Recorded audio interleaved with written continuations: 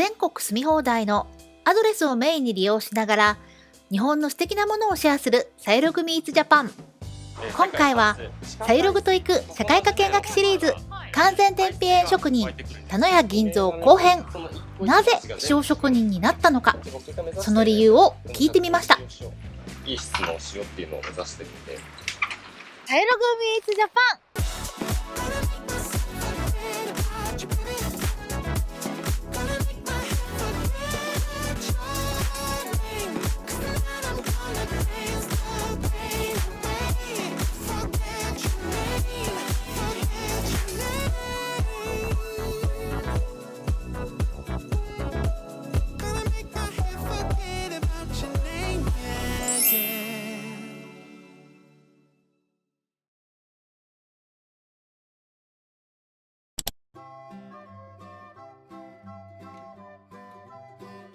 味の調整ってこういうのってどうするんですか？混ぜてる時になんか混ぜ方変えたりとかですか？わかんないです。あ、なんとなくこう感覚ですか？作り分けっていうのを初めてやったのもうちの師匠の円次郎っていうのが世界で初めてやったって言われてて、あ、お塩の作り分け？へえ、すごい。これだけの種類作り分けを勉強してきたのは円次郎と僕しかいなくて、実は世界にですか？はい。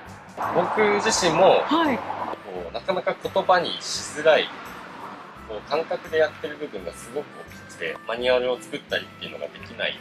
でもその人職人さんだから作れるってことですよね。そうですね。でも本当に、僕はそれが最初からやりたいと思って円次郎のオーダーメイドを作り分けっていうのに憧れて塩をやってるんで、すごいかっこいい。そうやってミネラルのバランスだったり結晶の大きさ、形、硬さとか全てやるのはこの混ぜることと継ぎ足すことと窓の開け閉め、これだけです。その3つで、今だいたい僕はレパートリーが1000種類ぐらいですかね。お塩のですか？はい。1000種類作れるんですか？組み合わせによって結晶の粒がちっちゃくて 0.2 ミリでとか、はい、でその味はどれぐらいでっていうのも全部変えることによって組み合わせが本当にいろいろあるんで、いろんな種類がやっぱ増えてきました。だんだんやってるうちに。なるほど、だんだん感覚がつかめてくるってことですね。そうですね。やっていくうちに。修行は僕丸3年やったんですけど、はい、少しずつ本当にやってきた、増えてきたっていう感じです。こうして混ぜてくると、だいぶこれ、この子たち、さっきのやつよりも白いやつの量が増えてますよね。はい。あ、どんどんこうカルシウムだったりカリウムだったりいろんなミネラル分が結晶してきます。本当だ。白いのが出てきますね。あ、本当ですね。次がこの子。あら、なんか水面に白い透明なものが浮かんでるの。だいぶ水気が、水分が減ってますよね。そうですね、なくなってますね。塩分濃度がさらに上がってくると、はい、塩化ナトリウムが結晶化してきて、やっとお塩の味がするようになってきます。あ、ちょっとこう透明な見えますよね。本これがナトリウムの結晶です。これナトリウム。ナトリウムです。これが出て初めてやっとお塩のしょっぱい味っていうのに。あ、じゃあこの子はもうしょっぱくなり始めてる子なんですね。そうです、そうです。やっと、今朝今朝はい。今朝しょっぱくなった子ですか？今朝しょっぱくなり始めましたね。すごい。ようこそ塩の世界へ。本当に日に日にそうやって成長を見て、僕もこうなんかやっぱ感慨深いですね。早くてもやっぱ2ヶ月、毎日こうやって1時間おきに触ってあげて、様子見てあげて、いやー、もうこいつも大人だなって。お父さん。嫁入りも遠くないなっていうのをこう考えながらやってますね。こういうのをこうゆっくり時間かけて繰り返していくと、だんだんこのお塩の量っていうのが増えてきて、だいたいこの1箱で、お塩3キロから4キロ、標準的なお塩だったらそれぐらいですね。これが3キロから4キロぐらい取れます。で、一緒にお塩の結晶、これと周りのこの液体ありますよね。この液体のことをよくにがり、お豆腐を作ったりするのに、そうです、そうです。主成分がマグネシウムで、その名の通りこう苦い味がするんですけど。そうなんですか？そうですよ。知らなかった。実はマグネシウムっていうミネラルがすごい苦い味がするんですよ。っていうことは、おはい豆腐のにがりは、お塩作りで出たその表面のお水？副産物ですね、お塩の。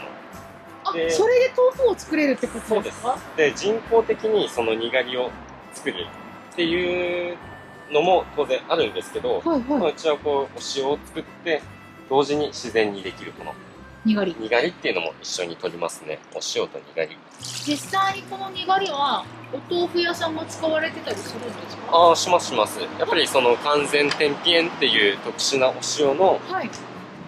にがりを使いたい。もうこれじゃなきゃダメだっていう、お豆腐職人さんっていうのも多いですね。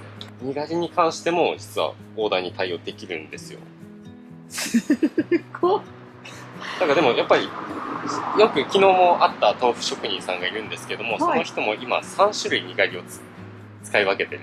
これぐらいの硬さだったり、こんな風にしたいっていうので使い分けてるらしいんですよ。はい。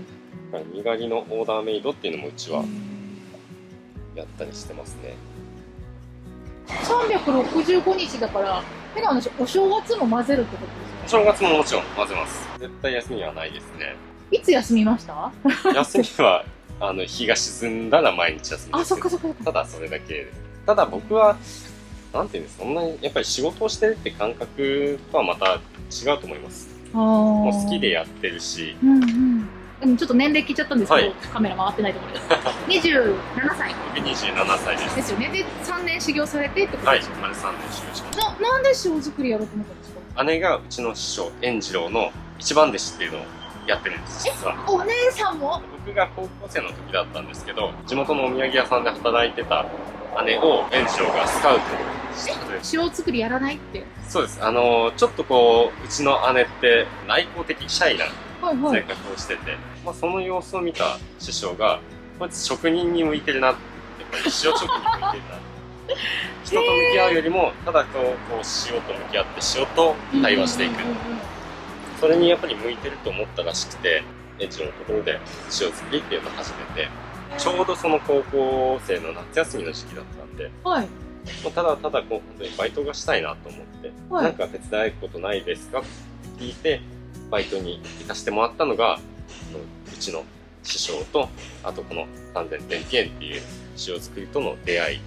でそこで真夏の一番暑い時73度を超えてくるような。ここですか？こういうビニールハウス？はい。気温がだいたいそれを超えてきて、 73直射日光があるんで、度。はい。体感温度は100度を超えてるって言われてます。100度超え。日本一過酷な職場、暑い職場っていうそうでので、すよね。選ばれたことがあるぐらいの汗だくですよね。体調には気をつけながらやっぱりやんなきゃいけない仕事なんですけども、そうですよね。ただ僕はもうその初めて入ったこの完全天日塩のハウスが楽しくて仕方なくて、でもう夏休みの間毎日早朝から来て、はい。日没まで一緒にこう塩触らせてもらったりして、で夏休み終わったらやっぱり学校があるんではい。もう来れないんですけど、冬休みになったら今度また来て、で、長期のお休みには毎回来休みのたびて。には来させてもらって、へで、ー高校卒業した時に、でも一回やっぱり外の世界を見てみたいと思ったんで、うんうん。大学に進学しまして、でもやっぱり就活とか割と早い段階で考えるじゃないですか、今って。はい。そうですね。でそのタイミングでやっぱり自分が何したいんだって考えたら、もう塩しかない、完全天日塩しかないと思ったんで、大学卒業と同時に、は円次郎に弟子入りしまして、い。へで、丸3年修行して、そっから自分のこの施設を立ち上げるのに、これすまた丸2年かかりました。すごい。やっぱり一番もう塩作りにいい場所でやりたかったんで、そうですよね。高知県の海岸線を東の端から全部自分の足で回って、あれ、高知って、はい。東西って確か車で5時間くらいとかですよね。もうそうですね、本当にこう、海岸線ずっとこう延々とあるんですけど、全部見てったってことですか？全部見て回って、ここだっていうところをようやく見つけたはあ、ので、それがここ。ここです。ここの海水で絶対作りたいと思ったんで、かっこいい。すごいな大ぁ。変でしたけど、うんやっとこれからスタートっていうところまで来れたんで。すごい。そんな中ありがとうございます。いやいやいや、さゆるごがそんな撮らせていただけて本当光栄です。そんいろな。んな人にでもまだまだ完全天日塩って、うんね、知らない方の方が多いと思うんですよね。職人さん自体が少ないんですよね。少ないです。もう、まあ、パートさんとか雇って大々的にやってるところもあるっちゃあるんですけど、こういう感じで職人で、しかもオーダーメイドってできるのはもううちと師匠とかぐらいしかいないんで、まだまだ小さい世界で小さい産業なんですけど、知ってほしいですね。本当にいいものを作りたくてやってるんで、それが世界中の皆さんに知っていただけて、でいつかはちょっと出会っていただければ幸せですね。嬉しい。そういう人にこう塩を作ってもらえてて、多分ねこの子たちも幸せですよ。そんな素敵な職人さんたちにねお塩にしてもらえてるんだから嬉しいだろうな。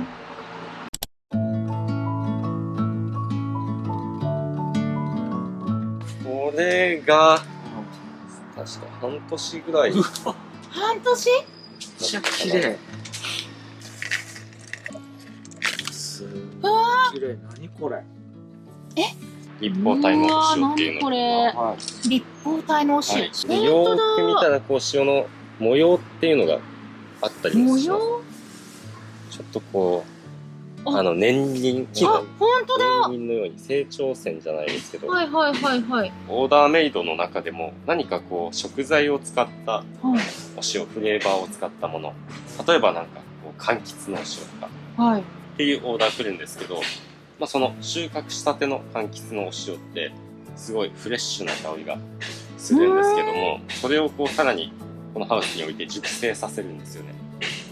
そうするとだんだんこう香りの角が取れて丸くなってきて、最終的にはお茶のようなこう香り、お塩なの芳醇なこう丸いこう豊かな香りに変わっていったりするんですよ。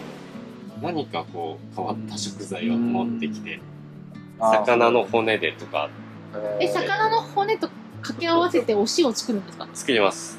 変わったので言うと、例えば藁です。本当にはい、おわらですよね。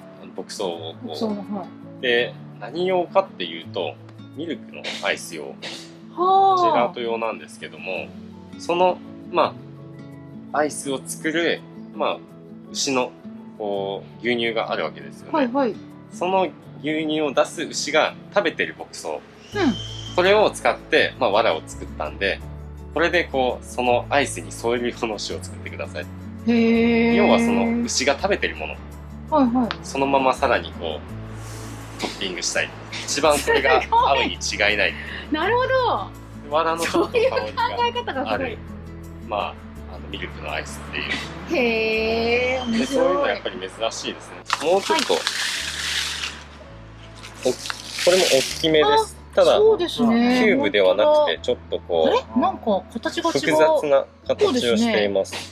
昔、なんか理科の実験で顕微鏡で何か見たことあるようなそうです、そうです。これも形をしている。同じ海水から作ったお塩で、全然結晶の形だったり、全然違いますね。違いますよね。で、これも、その、オーダーで、仁淀ブルーをイメージした透明感のあるクリスタルのお塩を作ってくれすごい。っていうので、同じようなクリスタルで作ってますね。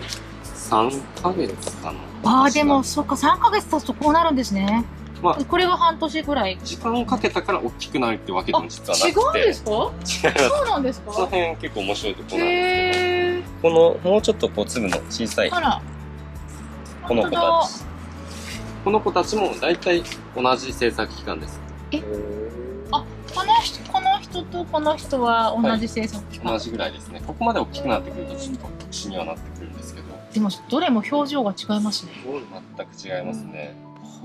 すごい。今回用意したのは、これ完全ブルーを仁淀の透明感をイメージしたクリアなお塩。素敵。一回収穫したお塩を、こういう乾いた状態の箱に、ただこうドサッと持ってきれいに。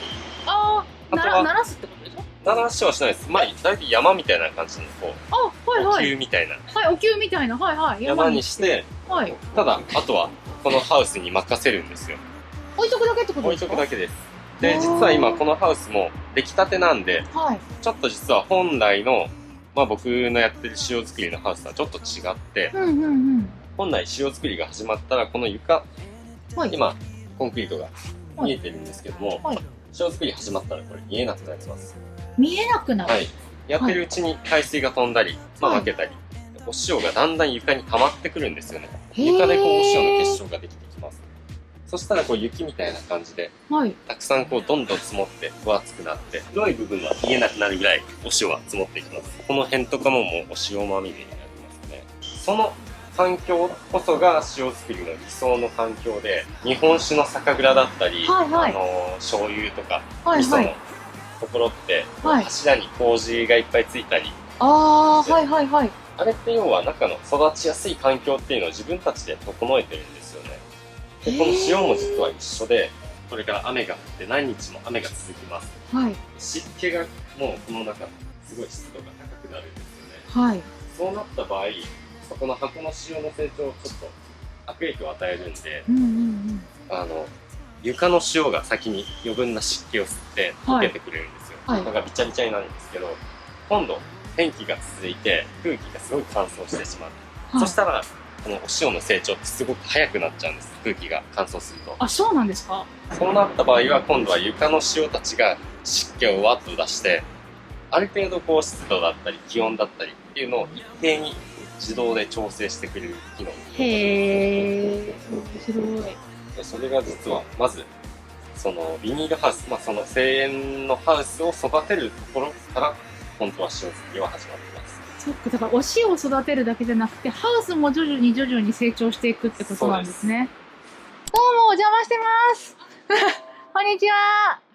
と大学で出会って、あ、そうなんですね。あら、素敵。僕が塩やるんだってはい。言った時についてきてくれて、なんと反応が YouTuber ですいません。ストイックに向き合ってすごい。もちろん日焼け止めなんかもできないし、メイクもしちゃダメなんで。え、メイクもダメなんですか？ダメです。やっぱり入っちゃうんで、こう、はあ、塩に。夏とかじゃあ大変ですね。日焼けはやっぱりね、しちゃいますよね。だから若い女性の職人っていない、なかなか。いただきます。うん。塩ってこんなにまろやかですか？ただしょっぱいだけじゃないっていうか、優しい愛情が詰まってますね。この子たちも分かってるんでしょうね、ちゃんとね。美味しく育ててくれてることが。次回のさよろぐミーツジャパンは